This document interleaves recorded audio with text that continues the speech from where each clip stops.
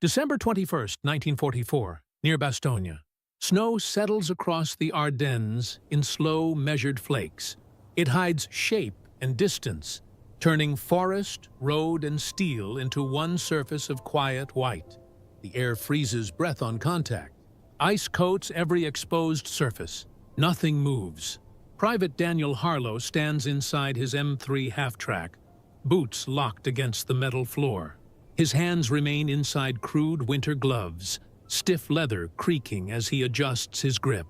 The mounted 57mm anti-tank gun dominates the open compartment. Cold steel, simple mechanics. One lever between silence and ignition. His breath escapes in shallow bursts. It rises like thin exhaust, fading before it reaches the edge of his vision. He keeps his eyes forward, watching the tree line that refuses to stay still. Wind pushes snow sideways. Branches shift. Shadows change shape without warning. Orders have been repeated for days. If you must fire, aim for the hull center. Penetrate. Disable weapon systems. Do not waste shells. Behind him, the convoy forms a long, unmoving artery of war. 30 Allied trucks, each burdened with aviation fuel. Steel drums stacked under canvas, straps frozen rigid. This convoy is a lifeline. Aircraft cannot fly without fuel, and Bastogne cannot hold without aircraft. Engines idle in low rhythm, a mechanical heartbeat buried under snow. Every drop of fuel here must reach the airstrip. The system depends on it. Supplies feed aircraft. Aircraft protect infantry. Infantry holds ground. The war moves only when the machines do. A faint tremor touches the half-track's frame. Something large, something closer. He listens. A distant rumble thickens through the woods. Deep, heavy, without hurry. German armor, the kind that does not retreat. Tiger, thick armor. Long cannon, overwhelming weight. Designed to push through anything that stands ahead and ignore anything too small to matter. The order remains simple. Center mass. But Harlow's eyes track the road. Narrow. Icy. One tank could halt everything. And if one shell fails to penetrate front armor, there will not be time for a second. He studies the drift building against the roadside. He notes where the track link would pass. He considers what happens when steel loses motion. He presses one glove against the freezing barrel, feeling nothing but rigid metal. The lever waits under his thumb. He draws a slow breath. Radio static scratches through his headset. No voices, just fragments of a world wider than this forest. Each fragment demanding fuel, demanding continued motion. The convoy behind him does not speak. Drivers watch the tree line through frosted windshields, engines idling low to save fuel, men conserving words to conserve warmth. They rely on the first vehicle in line. They rely on the gun that points forward. The rumble stops. Stillness. Tracks crush frost. A shape grows between the trees. Flat plates. Armored seams. Barrel cutting through white haze. Tiger eye, close enough now to feel the weight of every turn of its turret. Harlow knows the rule. Center of the hull. Trained response. Approved target. His instinct says otherwise. Tracks first. Stop the monster. Force the war to stall here, not 50 yards behind him. He shifts his stance. The lever waits. His heartbeat slows to match the idle of engines behind him. He decides. A half second before the rules would have spoken for him. Would you have turned the barrel away from the target they trained you to hit? Before he became the man behind a gun, Private Daniel Harlow worked in a Detroit machine shop. 12 hours a day, steel sparks in darkness, turbine shafts polished until they spun without resistance. Motion refined into silence. Tolerances measured by feel, not markings. That memory remains intact. It follows him here, even in frozen Belgium, even with war pressing against the trees. He remembers the scent of machine oil warmed by labor. Familiar, controlled. Nothing like the crude cold pushing into his gloves now. He trusts mechanics more than luck. He believes in parts that fit, gears that mesh, systems that obey. The half-track beneath his boots is not transportation. It is a responsibility of metal and combustion. He knows its engine timing by the pulse through the floor. When idle runs too high, he notices. When vibrations shift under recoil, he adjusts. He cleans the 57mm anti-tank gun with the same small motions he once used for precision turbines. Straight lines, measured force, never rushing. Snow taps against the barrel. Frost creeps along the traverse housing like corrosion paused mid-growth. He wipes it away, not for shine, but to keep mechanics honest. He does not speak much during briefings. Officers explain procedures. Maps unfold. Pointers tap positions. Orders flow downward like conveyor belts feeding assembly lines. He accepts the hierarchy, but he tests each instruction quietly, the way friction tests bearings. Systems function best when stress is anticipated, not ignored. The Tiger's presence now is not a matter of fear. It is a matter of engineering. A vehicle built to move forward. A weapon designed to crush resistance by sheer mass. Its survival depends on momentum. Tracks keep that machine alive. Remove them, and armor becomes a bunker stranded on a road meant to stay open. His internal rule has existed longer than his uniform. Immobilize first, destroy later. It came from years of watching machinery fail where pressure concentrated. One weak point, one flaw exploited, and everything stops. But this rule was not taught by the Army. Military doctrine demands shells aimed center mass, the quickest path to kill. He knows why. The war machine is large. Decisions are standardized. Ammunition is counted. Lives are accounted. System over instinct. Yet instinct is built from knowledge. And knowledge demands action before theory erases opportunity. He presses his glove against the gun's mechanism. Snow melts into moisture beneath his palm. The lever waits. The half-track's engine murmurs behind him, a reminder of the convoy depending on this one choice. 30 trucks full of fuel. 30 engines that must not burn here. Aviation fuel meant for the sky, for the planes defending Bastogne, for the soldiers waiting inside that tightening ring. He adjusts the weapon's elevation by a fraction. The barrel lowers. Hull center no longer centered. Tracks. Cold breath escapes into the stillness. For a moment, war reduces to mechanics. Steel against steel. System against system. He senses the Tiger's weight pressing forward. Each rotation of the sprocket a countdown. If he listens too long to orders, he will hear the sound of those fuel drums igniting behind him. He sets his rule above theirs. Quietly. Would you trust the precision in your hands over the book they handed you? Along this narrow Ardennes road, 30 trucks form a quiet artery.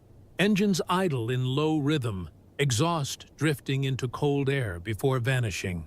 Canvas tarps stretch over steel drums, each drum filled with the same liquid that keeps aircraft aloft. Aviation fuel, the lifeblood of the front. Thunderbolts sit on a besieged airstrip miles ahead, wings dusted with snow, waiting for fuel that has not yet arrived. Their pilots ration every drop, take off only when necessary, fire only when survival demands it. Air support shrinks when fuel thins, and infantry survival shrinks with it. Victory here depends not on front lines, but on supply lines. Snow continues to fall, muting everything except engines. The convoy breathes, pistons cycle, a mechanical pulse, confidence measured not in uniforms, but in machinery that must continue moving. A single Tiger threatens all of it. One shell into the wrong drum, and fire will run under those trucks like a fuse searching for oxygen. The chain reaction would light the forest. The road. The bodies still inside vehicles that have no armor to stop heat. Harlow sees these numbers clearly. He understands how quickly fuel becomes weapon. He imagines the first drum bursting open, liquid flames sweeping beneath tires, canvas melting, steel twisting under intense combustion. The convoy disappearing from existence before anyone understands why. He also knows what a 57mm round does against Tiger frontal armor. The shell might chip paint, it might spark, but it will not stop the machine. Orders exist because histories of failed attempts demanded them. The convoy commander watches the same tree line Harlow aims toward. Snow gathers on the officer's helmet.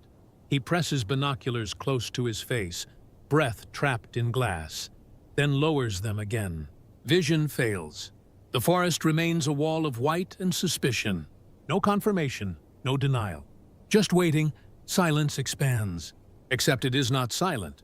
Engines mark time in repetitive strokes. Drivetrains vibrate lightly, ready to surge forward. Brakes groan as cold clamps steel. Men in the cabs rub their hands, tapping fingers against steering wheels, feeling the road's fate through thin gloves. The Tiger's approach represents more than danger. It challenges the logistics chain itself. War is not sustained by courage alone. It is sustained by packages delivered on time, supplies routed correctly, drums sealed tight, roads kept open, systems functioning regardless of weather or enemy. Harlow listens to the half-track beneath him. The idle is steady but strained from cold. Fuel gauge above half, enough to reposition if necessary, enough to flee if the convoy is lost. But he does not move. Precision requires patience. Across the column, drivers stare at the tree line through windshields blurred by frost. Their thoughts do not reach heroics. They think about ignition keys, transmission shifts, tire traction. If they must move, they will move all at once. If they must die, it may be before any wheel turns. A whisper of radio static breaks the air. No words, just noise. Then nothing. Harlow recognizes it for what it is. Not contact, interruption. Something large, something interfering. The convoy commander adjusts his stance, shoulders tight beneath winter jacket. He does not speak reassurance. He knows silence fails to calm. Harlow realigns the gun a fraction. Tracks still his target. The barrel points away from the spot officers circled on diagrams, away from approved procedure. The convoy remains the bloodstream of the front. One Tiger could sever it. One mechanic-turned-gunner could preserve it. Systems win wars, but systems require someone willing to protect them. The forest speaks before the Tiger does. High branches shift without wind. Snow falls in thin streams from the canopy. Not a drift, not a storm. A disturbance moving below the trees, pushing air in straight lines. Something large, something advancing. Unease travels faster than orders. It creeps along metal frames, through idling engines, into hands gripping frozen steering wheels. The convoy's heartbeat loses rhythm. Harlow sees geometric shapes where nature should remain irregular. Corners, plates, vertical edges behind pines that refuse to sway. The tree line is no longer only wood. It hides steel. A faint haze clings low to the ground. Exhaust pulled by cold air. The ribbon of smoke crawls forward, thin but undeniable. The sound sharpens next. Not a formation, just one set of tracks, one engine. Heavy strokes timed with slow confidence. Iron cleats strike frozen stone buried beneath soil, sending dull echoes down the road. Every truck in the line waits for permission to feel fear. But permission never comes. The Tiger emerges piece by piece. First the barrel, long and deliberate, clearing branches as if surveying the road before the body arrives. Then the sloped armor, coated in winter. Snow gathers in the gaps between plates, refusing to melt against thick steel designed to survive direct confrontation. It moves with the certainty of advantage. It believes American guns cannot stop it here. The math supports that belief. Harlow knows the data by heart. Front armor, too thick. Standard tactics, too late. Rules say, wait. Rules say confirm target. Rules say hull center. He listens past the roar of the approaching machine. The creak of turret gears strains through cold resistance. Turret rotation slows as temperature seals grease into stiffness. Even a giant suffers the weather. He notes that weakness, faint but real. Tracks crush ice and dig deeper into snow-packed ruts. The forest floor becomes trench beneath its weight. If the tiger stops here, the cold may claim those tracks faster than Harlow ever could. Steel against soil, weight against winter. The barrel lifts higher. Not fired, not aimed, simply testing arc and leverage. A predator adjusting posture. Routine response. Call for artillery. Request armor support. Mark coordinates, but artillery is too far. Armor is elsewhere. Fuel and hope are all that remain on this road. Harlow scans again for flanking movement. None. Just the tiger. Alone, but overwhelming. A single machine capable of turning this convoy into scattered flame. The convoy commander holds a radio handset tight against his ear, listening to static instead of guidance. His silence sends a message stronger than any transmission. If he had an answer, he would speak it. Snow settles on Harlow's shoulders. He exhales once, slowly. Inside the half-track, the loader watches him with quiet uncertainty. Harlow's hands stay steady. His thoughts stay mechanical. Tracks first. Always tracks. The turret on the Tiger pauses mid-turn. A slight hesitation. Ice gaining influence over machinery. Every massive system relies on smaller parts. Failure begins small. A clatter of metal behind Harlow. One of the truck drivers shifts in his seat, eyes wide through a frosted windshield. A silent question passes through the convoy. Is this moment authorized? The rules remain unchanged, but the forest, the fuel, and the facts disagree. Harlow tightens his grip on the firing lever. He can feel the weight of every truck behind him, every drum, every aircraft still grounded miles away. Sometimes survival waits for one person to disobey efficiently.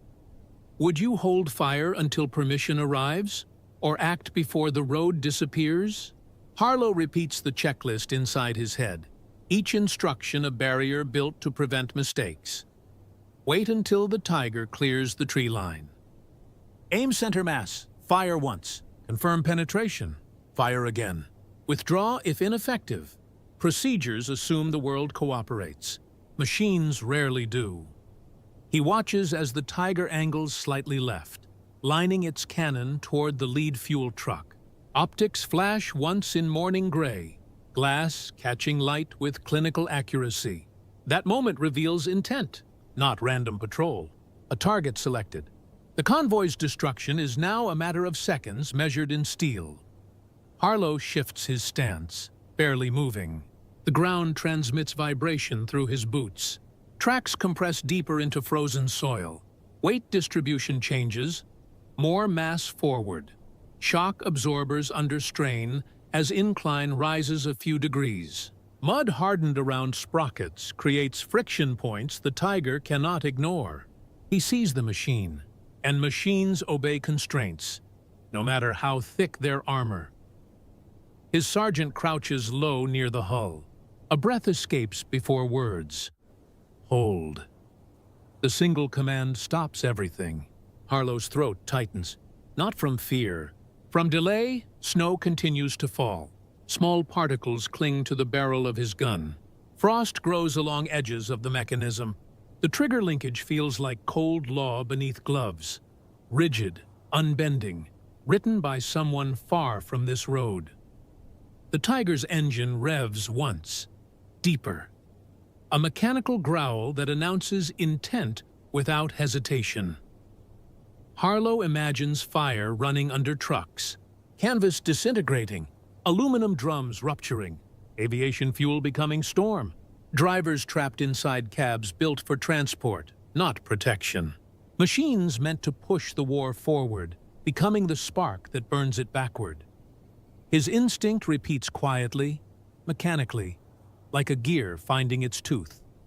Stop the tracks. Stop the threat. The sergeant whispers again, softer than the wind. Hold. That word now feels like a barrier against physics. Harlow exhales slowly. He notes every variable: barrel alignment, distance, wind negligible at this range, shell type, armor piercing, small hope against frontal plate. But track links remain exposed, iron teeth gripping earth, equal parts strength and vulnerability. The Tiger continues forward with slow certainty. Its turret adjusts a fraction. Cold metal resists rotation, bearings stiffened by ice. The weapon's arc drags through winter, not fluid anymore. Expensive engineering in conflict with natural condition. A misfire would reveal their position. A ricochet could invite immediate retaliation. Either outcome places fuel at risk. If he fires and fails, he disobeys orders, and men may die anyway. If he waits and fails, he obeys, and men will die understanding too late that procedure lost the race to physics. He tightens his grip. Gloves crackle. Heartbeat aligns with the idle of the half-track. Mechanics decide fate more often than metals do. Supply lines judge performance without applause. Systems survive when someone chooses action before collapse. The Tiger's cannon drops 1 inch, enough to define the target. The front truck's cab, enough to confirm this road is about to end. Harlow draws one final breath, calibrated and even. Orders keep armies organized. Instinct keeps machines alive. Something must break. He chooses which. Would you follow the voice on the radio or the laws of steel beneath your hands? The order never arrives. Harlow fires. The 57mm gun kicks back hard, steel shuddering through the half-track's frame. Snow erupts from the fender in a brief white scatter. The round cuts low across the frozen road, a dark streak against pale silence. A sharp metallic burst flashes at the Tiger's right track. Sparks scatter across winter ground, tiny bursts of orange snuffed instantly by cold. The link jerks. The machine hesitates. For the first time since appearing, the Tiger loses rhythm. Tracks grind once. Then sees, momentum becomes dead weight. The road holds the tank in place like a vice. Armor that once advanced now leans awkwardly. Its heavy front angled toward the convoy, but no longer closing distance. Inside the half-track, Harlow does not celebrate. He reloads. His loader hands the next round with steady urgency. No words exchanged. They continue the work the same way they once tuned gears. Sequence, repetition, precision. The Tiger reacts slower than expected. Turret rotation jerks left, then right, gears protesting. Someone inside searches for the source of humiliation. American doctrine never planned for this moment. A light gun stopping a heavy machine. It rejects the concept as impossible. Harlow sets his sights again. Tracks remain exposed. Broken steel folds upward. Sprocket teeth strain against frozen mud and newly deformed links. He fires a second round, another sharp recoil, another blast of snow. The second shell punches into the same wounded point. Metal folds inward. The Tiger lurches against its own mass. Engine roars, not victory, but frustration. The machine understands physics now. It tries to move. It cannot. Smoke coughs from heater vents. Exhaust thickens. The tank becomes a furnace without motion. The forest watches in stillness as a predator loses freedom 1 centimeter at a time. Harlow's breathing remains controlled. Actions automatic. He checks for a third round without awaiting instruction. His rule, immobilize first, has manifested into fact. Disobedience converted into survival. Yet no cheer rises from the convoy. No victory declared. Engines behind him continue their low idle, unsure whether to hope. The convoy commander stares forward, caught between two reactions: commendation or correction. He does not speak either. The Tiger's turret continues to scan. Its barrel points past Harlow, then across the column. It refuses defeat. Even trapped, it remains lethal. The difference now is measured in seconds, in angles, in the mechanics of turning steel that cannot turn fast enough in deep cold. Snow falls again. It lands evenly on both machines, aggressor and defender. For a moment, each becomes part of the same frozen landscape, machinery humbled by temperature and timing. The forest hides its judgment beneath white cover. Inside the half-track, Harlow steadies the gun for whatever follows. Procedure has ended. Consequence has begun. He knows the Tiger still has the ability to fire. Its cannon needs only a clear line and a heartbeat of opportunity. The convoy still waits on a knife edge. Immobilization changes variables. It does not guarantee survival, but the strategy now favors motion behind him, not weight before him. Sometimes, the first unauthorized action is the only one that matters. Static snaps through the radio, sudden and sharp. Then a voice cracks the silence. A forward scout, breath tight against the mic. Words rushed but precise. German armor. Behind the Tiger. 3, maybe 4. Waiting for breakthrough. The message confirms everything Harlow already understood in machinery terms. The Tiger was not a lone wanderer. It was a wedge meant to open the road. A clearing tool. Once American fuel began burning, the rest would flow through the gap and destroy what remained. But now, the wedge is stuck. The Panzerweifers idle somewhere behind the immobilized shield. Engines rumble with impatient power, trapped in a queue of steel. They cannot overtake. The forest corridor is too narrow. The Tiger blocks the only path forward.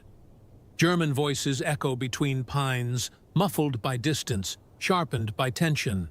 A debate conducted in fast words and colder air. Push on foot? Attempt to tow the Tiger? Fire blind into the road and risk exposing their own position? None of the options promise motion. None promise survival. Minutes pass with mechanical slowness. Snow keeps falling. Exhaust from the Tiger fades into still air. The great machine remains a monument of weight and failure, locked in place by 2 shells that hit where no one instructed. Finally, sound shifts. Tracks reverse. One engine, then another. Each withdrawal, a reluctant surrender to physics. The Panzer V's fall back into deeper forest, their noise thinning into distance. The argument behind the tree line becomes memory. Harlow watches for hesitation, a final change of mind, a desperate charge. None comes. The Tiger stays silent. Its crew emerges from the hatch. Figures drop to snow, weapons slung but unused. They move quickly, shoulders low, frustration hidden under urgency. They do not look back at the machine they leave behind. They vanish between trees, understanding the cold truth of weight versus mobility. No explosion follows.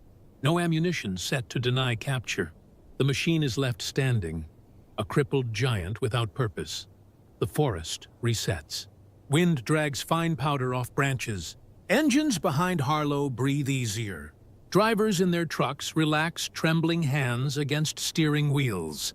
Relief escapes in thin vapor clouds, disappearing faster than fear arrived. Fuel remains intact. The airstrip will receive what it needs. Pilots will fly because this road stayed open. There is no cheering. There is no announcement to headquarters. This engagement will not receive a name. Harlow's sergeant finally exhales. Not relief, resignation. Procedure has been broken. The result cannot be denied. Yet the result cannot be celebrated. The convoy commander folds the radio antenna down and signals the column forward. Engines raise their idle-to-movement level. The system resumes. Harlow stares at the immobilized Tiger. Snow clings to its upper hull. Steam leaks like exhausted breath from vents. He studies the angle of the broken track, the precise point where steel surrendered to force. He does not feel pride. He feels confirmation. Machines obey rules of their own. The half-track rolls forward. The Tiger remains behind, a forgotten testament to one moment where instinct held the line that orders could not. Convoys succeed not through medals, but through motion that never stops. Would you accept being unpraised? If the system survives because you refuse to wait, by dusk, the convoy reaches a flat field cut from frozen farmland. The war continues elsewhere, but here, the engines finally stop. Exhaust settles. Metal cools. Snow mixes with thawed mud, clinging heavy to boots. A field debrief begins without ceremony. The commanding officer stands with hands behind his back. His expression belongs to a man who must translate chaos into forms and signatures. One line per event, one line per mistake.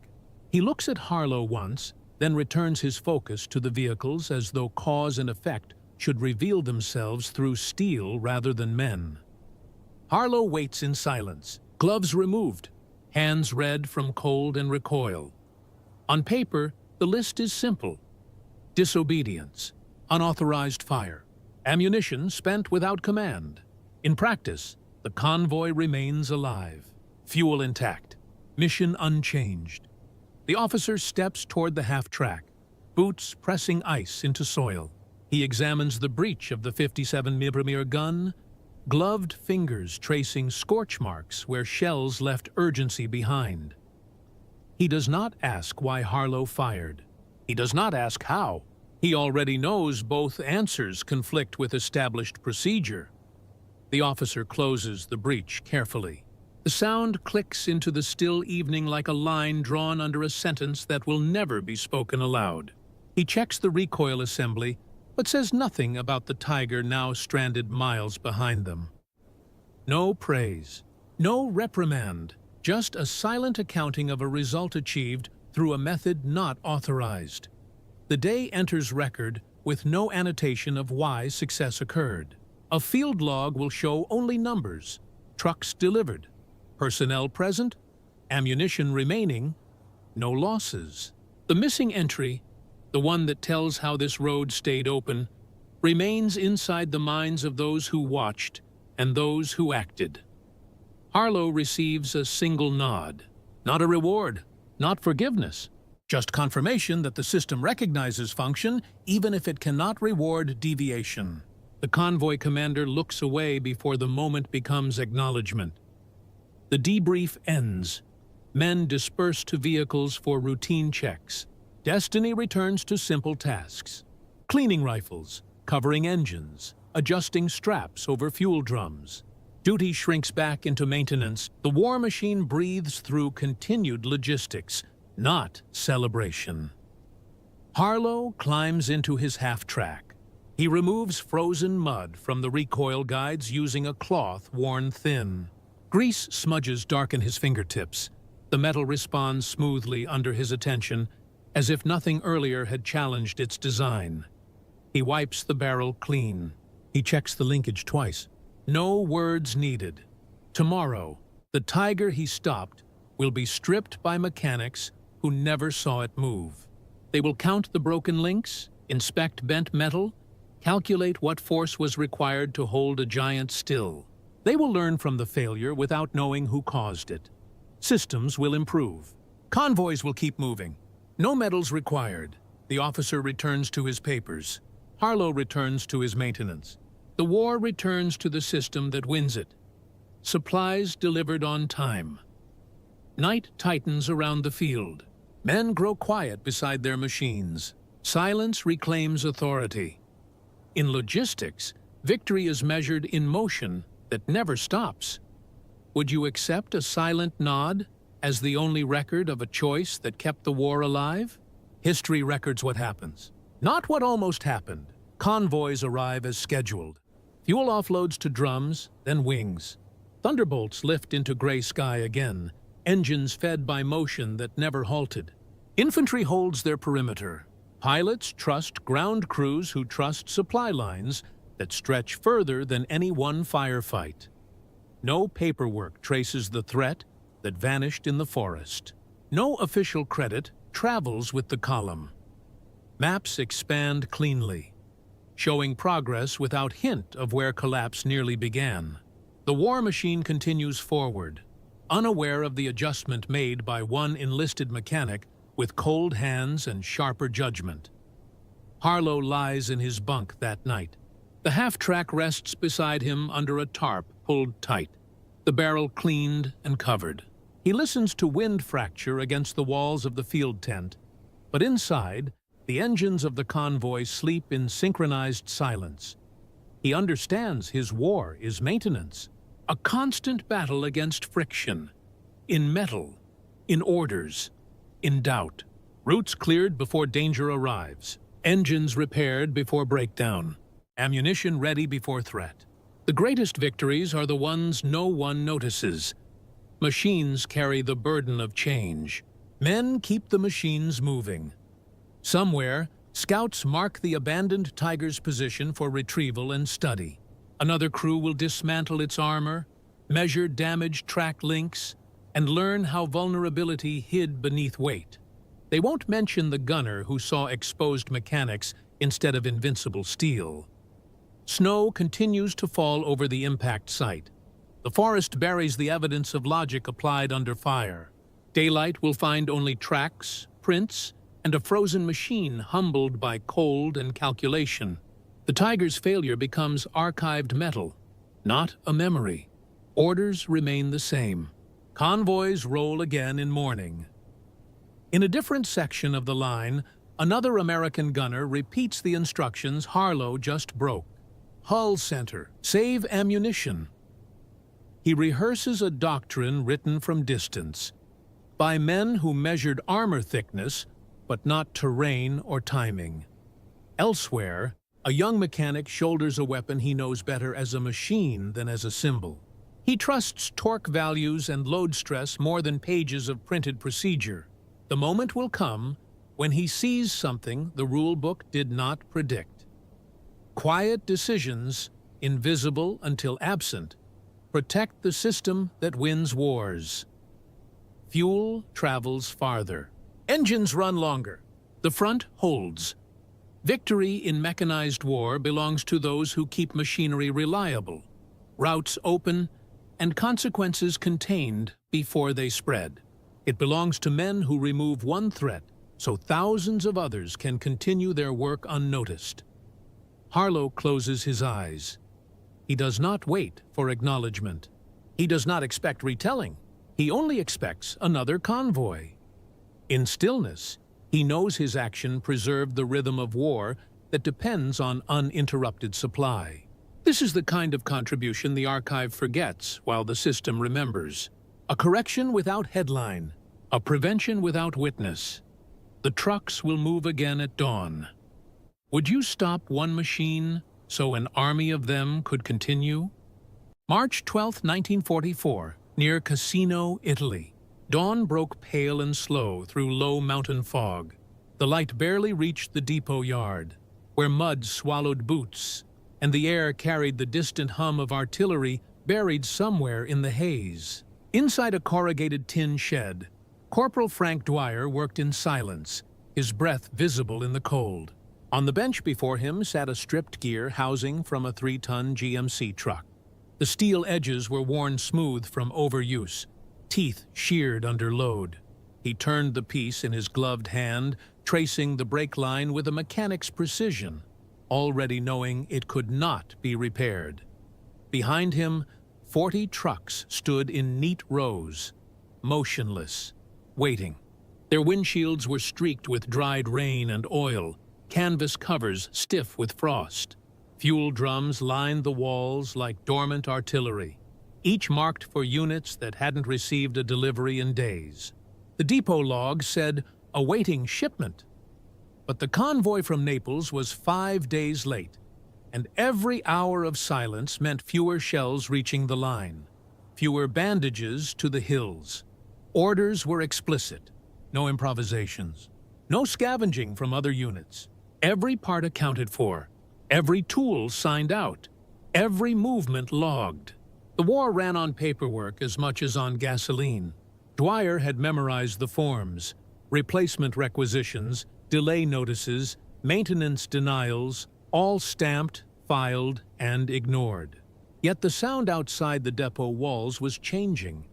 Fewer trucks on the road, fewer engines starting at dawn. The system was slowing, the arteries of supply beginning to clot. He placed the stripped gear back on the bench, the metal cold through the glove. The fog pressed against the depot windows, erasing the hills, the road, the sky. For a moment, there was no front, just machinery and mud. He walked the yard once, counting the trucks by habit. Numbers steady, function collapsing. Each one was a body without a heart, built for motion but forced into waiting. A mechanic could hear failure before it happened. In the rhythm of engines, in the weight of stillness. The air here was too quiet. Inside the office, the radio crackled with half messages from command. Delays, inspections, weather interference. He turned the dial until the static filled the room and left it that way. The noise felt closer to life than the silence that followed it. Back at the bench, the gear still waited. Dwyer cleaned it once more out of instinct, though there was nothing left to clean. His thumb left a faint line of grease across the steel, a human mark on a regulation object. Somewhere behind the fog, trucks that should have been moving lay stalled along the mountain road, their drivers stranded in the cold, engines dead. He looked again at the rows of idle machines, at the fuel drums that would never roll forward without this one part. He had a choice: wait for permission that might never come, or take what the system forbade. The rule was clear. So was the need. Dwyer stared at the broken gear in his palm, feeling its weight against his skin. The weight of movement denied. Would you have taken it?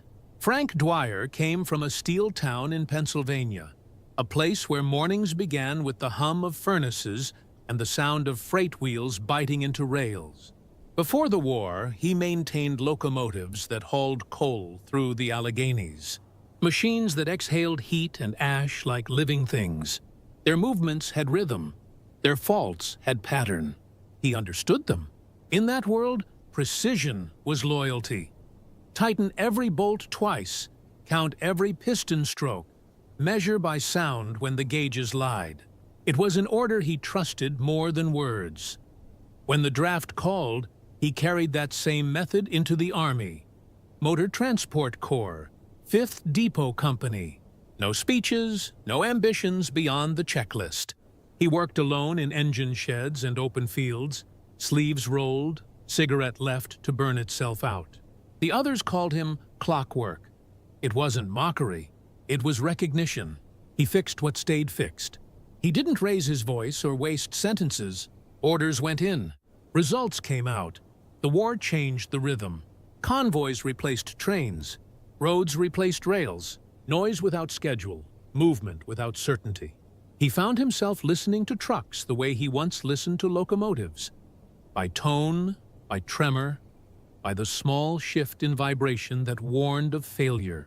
But in Italy, the machines didn't breathe in harmony. They coughed through mud, over bridges half destroyed, beneath skies that never cleared. Grease froze in the cold mornings. Grit choked carburetors by noon. Every part worked harder than it was built for. At night, he kept a lantern low on his bench, polishing wrenches that already shone. The others slept or smoked outside, trading jokes about home. Dwyer stayed with the tools, cloth moving slow across steel, restoring a kind of quiet order. To anyone passing, it looked like routine. But for him, it was survival, proof that some things could still respond to care. The sound of metal against rag was the only rhythm left that obeyed him. He believed quietly that the war would be won by maintenance, not medals, by fuel that arrived on time, by trucks that didn't stall halfway to the front, by bolts that held under stress. He saw victory not in speeches, but in the hum of engines that refused to stop. Men fought, but machines endured. And endurance, he thought, was what war really measured.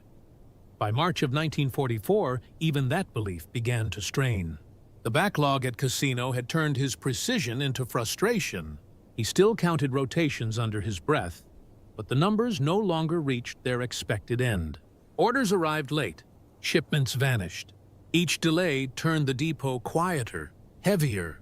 his logbooks filled with notes he didn't trust anymore. The system that had once moved like a machine now stuttered like a broken valve. One evening, he sat alone by the workbench. The lantern flame flickered against the polished wrench in his hand. The reflection shook slightly. Not from wind, but from something in him starting to bend. The patience that once felt like strength now felt like weight. Around him, the convoy engines slept in rows, cold and inert. He could almost hear their stillness pressing back at him. He didn't speak. He never did. But that night, as the fog crept in and the tools gleamed faintly under the low light, Frank Dwyer began to understand that order alone could not hold a system built on delay. That sometimes, to preserve function, precision had to give way to instinct. He was a man built for machines that obeyed rules. And now, the rules were breaking. Would you have waited? Or would you have turned the wrench? The 43rd Transport Column fed an entire division through one narrow mountain road. A single artery of steel and fuel stretched from the coastal depots up through the Leary Valley toward Casino. Every truck that moved along it carried more than drums or crates. It carried the pulse of the front. Without those convoys, artillery would go silent, kitchens would go cold, and the field hospitals would dim their lanterns one by one. Each vehicle had its assigned rhythm: load, climb, unload, return, repeat. The pattern held steady as long as the machines did. But engines are mortal things. Each climb through the Apennines ate through gear teeth. Each descent cooked brake linings. Grease stiffened in the cold. Fuel thickened overnight. Drivers learned to listen more than talk. They measured distance not in miles, but in the change of vibration underfoot. The supply system, immaculate on paper, became brittle in mud and altitude. Dwyer understood it better than most. He had spent months under the hoods of the same engines, hearing the difference between health and failure. To him, the convoy was a living thing, a column of breathing pistons, synchronized hearts of iron. At dawn, when the trucks idled in line before departure, he could tell by sound which ones were weakening. One by one, their rhythm faltered. It wasn't loud enough to catch command's attention, but to Dwyer, it was unmistakable. A system beginning to choke on its own demand. By mid-March, the mountain road had turned into a slow, mechanical siege. The convoys climbed under constant strain, gears grinding through switchbacks carved into stone. Each rotation meant friction, and friction meant wear. The engines were built for a balance that the terrain refused to offer. Depot officers filed precise timetables, their lines of ink drawing perfect order on imperfect ground. But paper could not capture fatigue. Not of men, not of machines. Every few days, one truck would fail mid-ascent. Transmission locked, axle cracked, radiator burst. When one stopped, the others halted behind it, engines idling on steep gradients where even idling drained strength. Dwyer called it mechanical contagion, one breakdown infecting the next through time lost and heat rising. The reports used colder terms: delay, temporary obstruction. But he could see what they meant in real metal. A convoy stalled too long became a target. A system slowed too much became a threat to itself. By evening, the road was lined with halted silhouettes, 30-ton machines exhaling steam through broken vents. Drivers leaned against their fenders, waiting for parts that weren't coming. The depot radios repeated the same phrase: await instruction.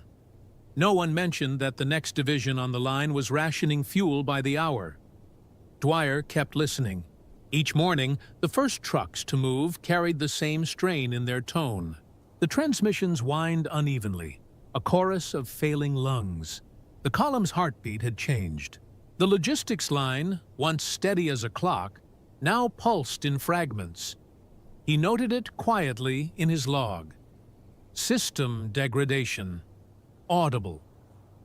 No officer read the line twice, but to Dwyer it was a diagnosis, a living structure, losing coherence through neglect disguised as order. Industrial efficiency has its own kind of fragility, the illusion that precision alone keeps the machine alive. In truth, it survives through endurance, through the small instincts of those who keep it breathing when the system stops listening. The 43rd still moved, but its rhythm was breaking. Would you have heard it? Days passed without progress. The convoys that once moved in order now left in fragments, half-loaded, half-functional. Trucks idled for hours at the base of the ridge, their engines muttering through clogged filters. Drivers smoked beside them, boots buried in mud, pretending not to hear the faint metallic grind under each shift. The sound carried through the valley. Not loud, just persistent, like something essential wearing out one layer at a time. By the 4th day, a truck stalled mid-slope and rolled backward. The driver killed the ignition before the descent became fatal. No one spoke. They pushed it off the road, cleared the mud from its wheels, and left it there. A silent monument to how far the system had slipped. Another truck limped in that evening with a cracked axle, its differential wailing like an animal in pain. The log entry would later call it a minor mechanical delay. Dwyer heard something different, decay in motion.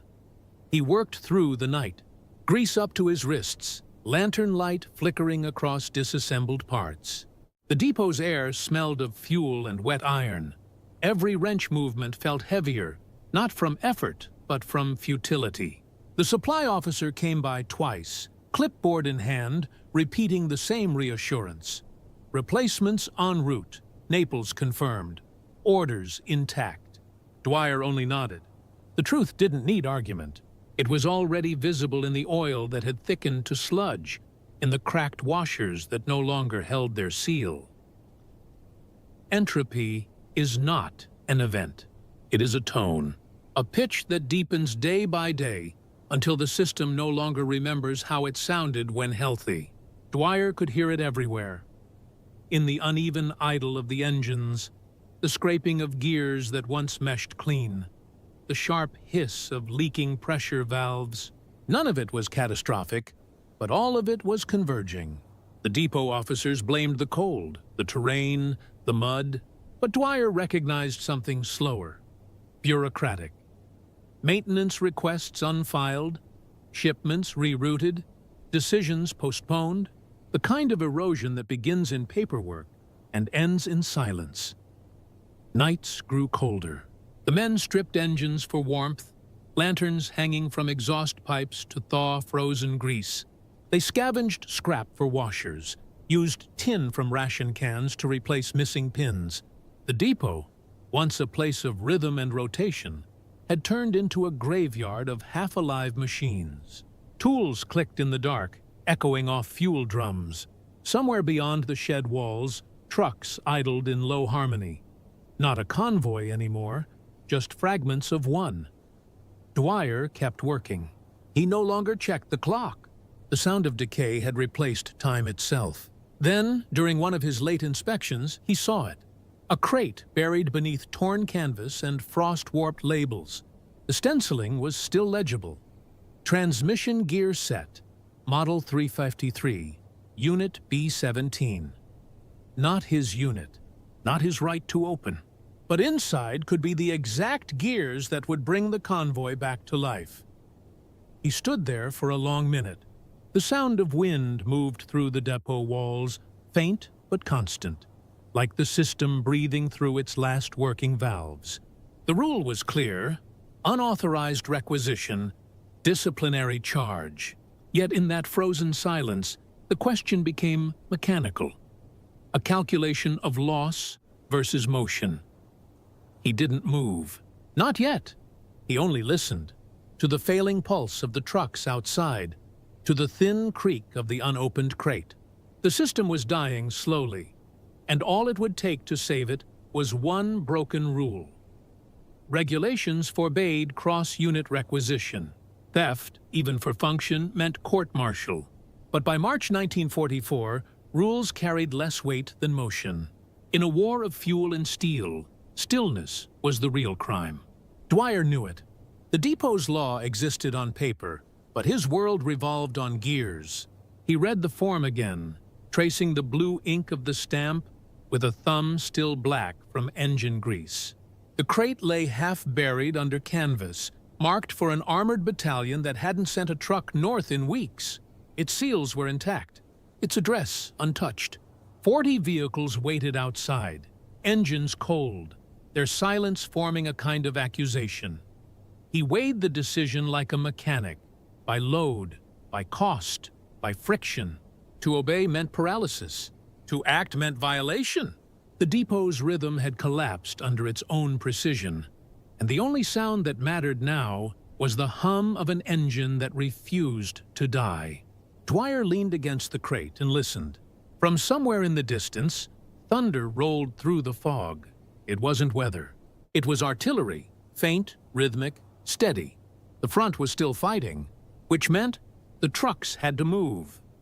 He waited for the others to sleep. The lanterns dimmed one by one, their glow fading over tables of scattered tools and cooling metal.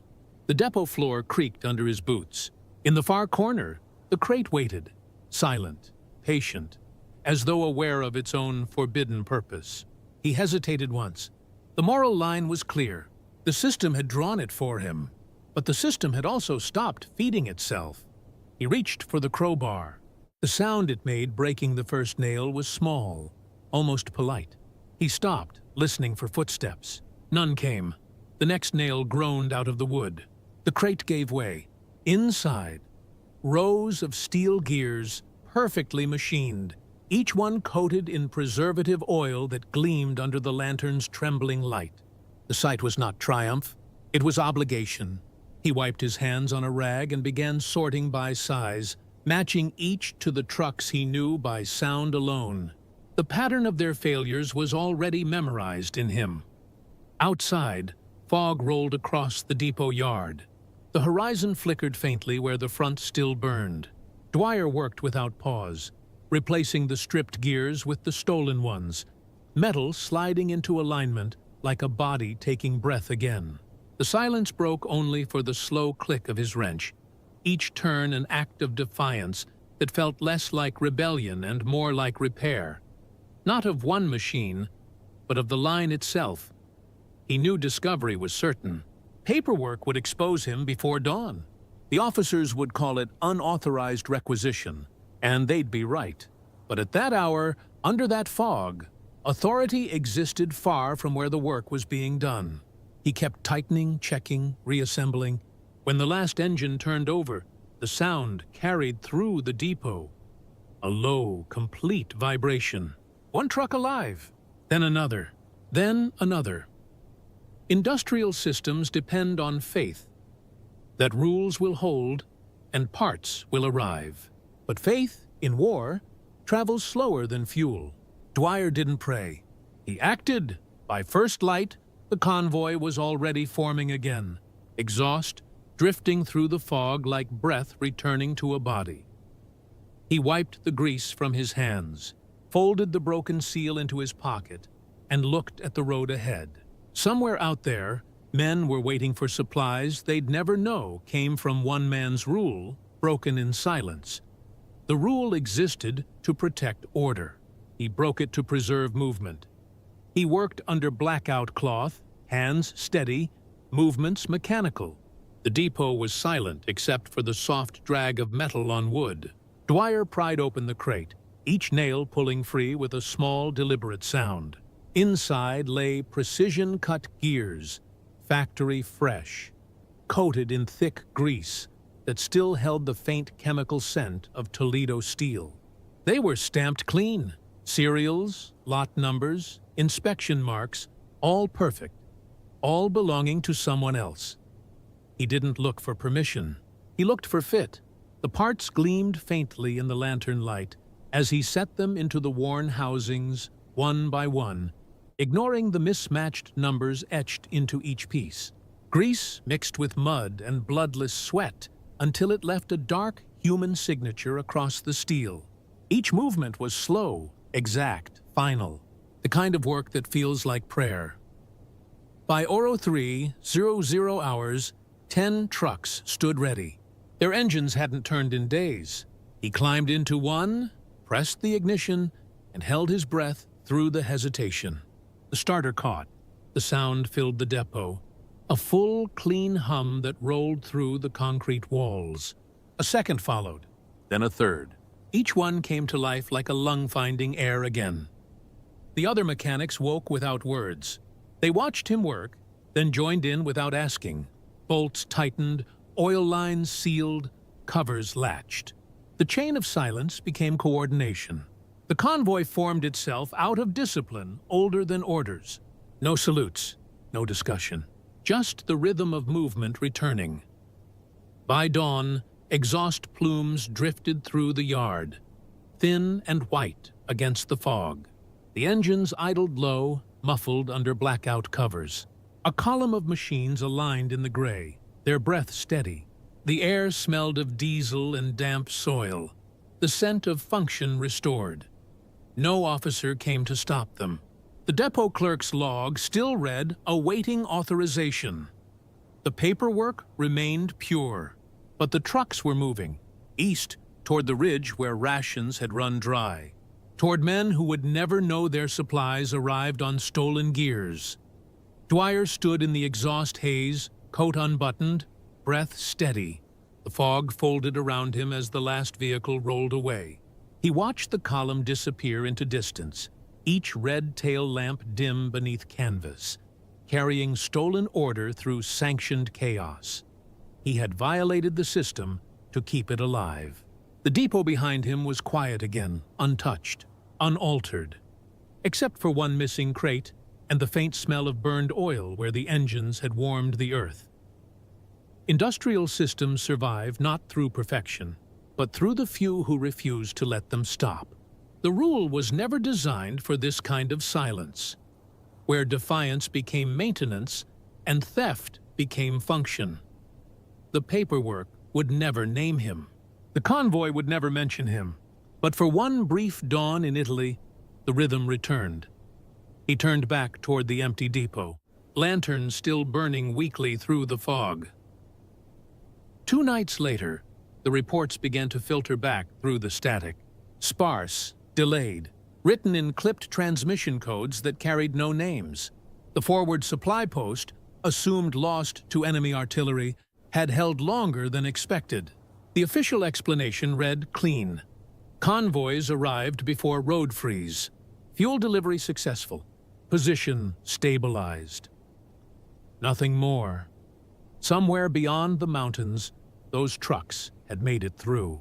10 vehicles that weren't supposed to move. They had crossed the pass before the frost set in, delivering the last reserves of fuel that powered retreat convoys south. Each drum, each canister, each steel bolt carried forward under orders that technically didn't exist. The paper trail ended before the road began. The only evidence of their movement was a change in momentum, units that survived because engines didn't stop. The depot remained quiet. The officers filed their summaries. The crate's absence went unnoticed, folded under a column of reallocation discrepancies. Dwyer went back to his bench, where the tools were lined exactly as before. He polished a wrench by habit, not pride. The workbench light burned low against the damp wall. Outside, fog moved through the yard again, slow and even, as if the system had resumed breathing on its own. Later, through the depot's static-filled radio, fragments of driver chatter slipped through. Made it through just before the ice. Don't know how those engines held together. Somebody must have fixed them back there. Each voice cracked with distance, fading in and out beneath the hum of interference. Dwyer listened without reacting. The names meant nothing. The sound itself was enough. The unmistakable rhythm of trucks climbing into the hills, their gears catching and holding under strain. That sound was proof. He didn't write it down. He didn't speak of it. The official records would preserve the illusion of order. Timely delivery under adverse conditions. The machine of documentation would move on, uncorrected, perfect in its incompleteness. But among the drivers, A quiet version of the story took hold. Someone at the rear had fixed the unfixable, a nameless mechanic who broke a rule to keep the system alive. Dwyer stayed at his post. Engines came in, engines went out. He kept them breathing, one by one. No promotion followed, no mention in dispatches. The reward was mechanical, the return of motion where silence had nearly taken hold. Industrial systems rarely remember their hands. They remember function. They remember continuity. The war machine doesn't thank its operators. It just keeps turning. By the end of March, the snow had melted from the valley roads.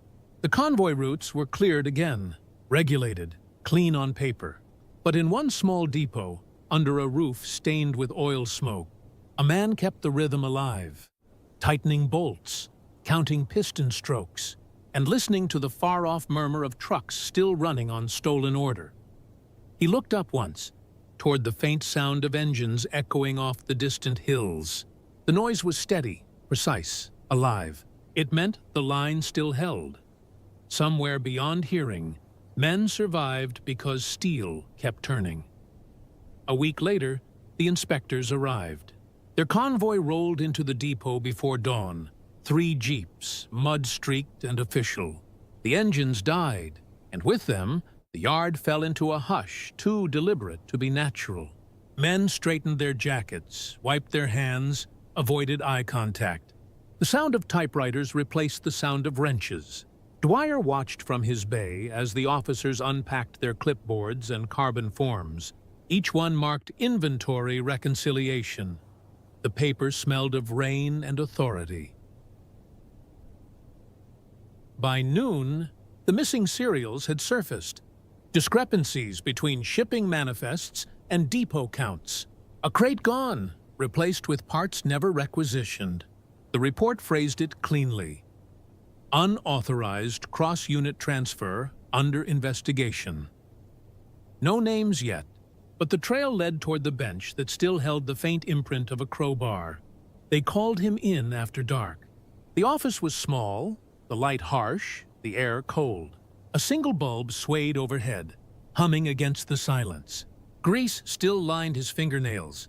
The officer behind the desk, a major from Logistics Command, read from the sheet without inflection. Irregularities noted. Serial mismatch. Possible breach of protocol. Then nothing.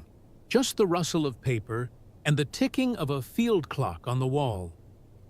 Dwyer stood still, hands at his sides. No excuses offered, none requested. The major looked up once, his face expressionless. Then he signed the bottom of the report and set it aside. Reprimand, no trial, temporary reassignment.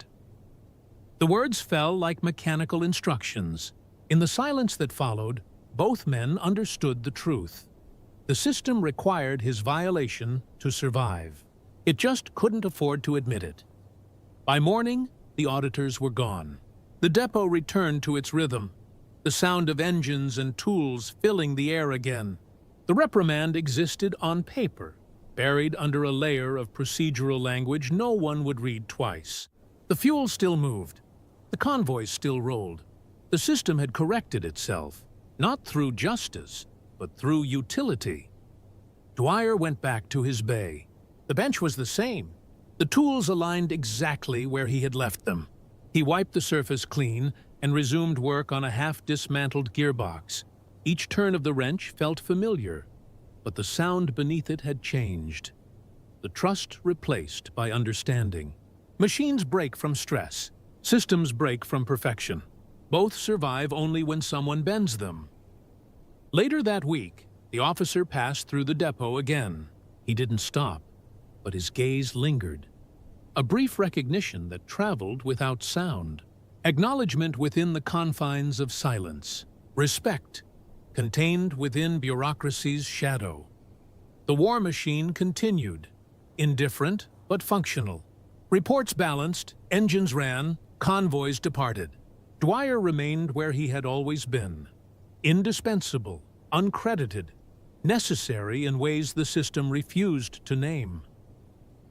By spring, the fog lifted from the valley roads. The trucks rolled east again, steel breathing under order restored. In the depot, Dwyer adjusted a wrench and tightened one last bolt until it held firm, steady, exact. The rhythm returned, quieter than before, but true. The system had punished him by keeping him essential. Would you have let it? When the war ended, the depots emptied. The convoys that once pulsed through the valleys broke apart, their routes erased from the maps. Trucks were parked and left to rust behind fences that no one guarded anymore. Steel returned to silence. The great machine of movement, the arteries of fuel, crates, and engines, had done its work and been dismissed without ceremony. Frank Dwyer went home to Pennsylvania. The rail yards were waiting, the same smell of oil and iron, the same tools, the same rhythm of bolts tightening into steel. He took up his wrench again, inspecting locomotives that pulled freight instead of war. The work was quieter now. No orders, no reports, just the sound of engines breathing in rhythm, dependable as before. He never mentioned the crate or the night he broke the rule. There was no citation, no record, no name attached to the convoys that reached Casino on time. The paperwork spoke only of operational continuity. But continuity has a cost, measured not in medals, but in the weight of decisions made when no one is watching. Years passed.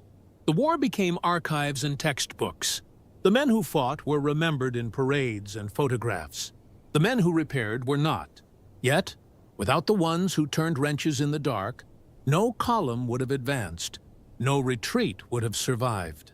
Their victories were measured in movement. Trucks that didn't stall, trains that arrived, supply lines that didn't break.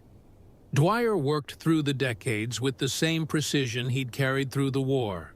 He kept his tools lined in sequence, his ledgers neat, his hands always marked by grease. He said little, but his machines spoke for him. The steady hum of engines under his care, each one a small defiance against decay. Industrial systems have no memory, only results. The world that survived forgot how much depended on silence, on men who made impossible repairs, on rules bent for function. In every large machine, there is a point where regulation ends and judgment begins. Dwyer had crossed that point once, and the war moved forward because he did. By the time the old depots were torn down, his story had dissolved into the rust of their foundations. Only the rhythm remained, the invisible continuity of motion he once fought to preserve. Somewhere, on a cold morning, a train's engine starts, the sound rising from steel that still bears the shape of his work. Wars are remembered through victories, but sustained through maintenance. The visible triumphs depend on the unseen persistence of those who kept the system breathing. Frank Dwyer's name faded with the paint on the trucks he repaired, but the line he kept alive, the quiet mathematics of motion, continued long after he was gone. Systems endure not through obedience, but through the few who understand when to disobey.